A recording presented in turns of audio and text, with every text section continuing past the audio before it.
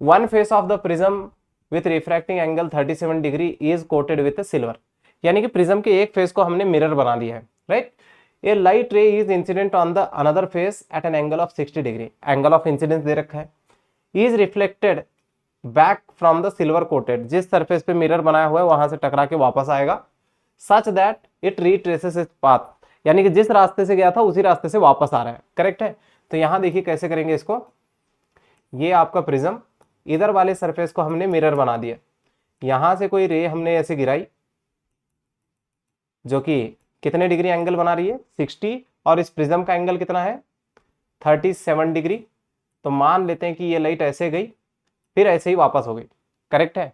तो यहाँ पे R2 की वैल्यू 0 ली जाएगी, R2 कितना होगा 0, क्योंकि नॉर्मल से गया नॉर्मल से ही वापस आ गया।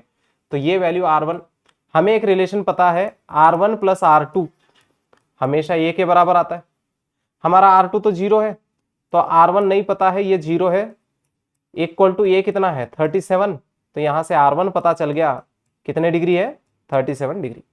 आई होप ये क्लियर हुआ होगा।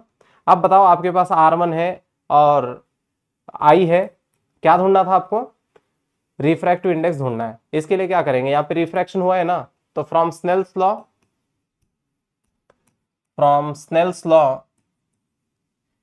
n1 sin I is equal to n2 sin R, surrounding में कुछ नहीं बोला है तो एयर मान के चलेंगे, तो ये वाला 1 sin 60 is equal to n2 पता नहीं sin 37, तो sin 60 is √3/2 which is equal to n 3/5, ये और ये काट दिए √3 से, इसको इधर लेके आएंगे तो ये होगा 5 divided by 2 √3, this is n।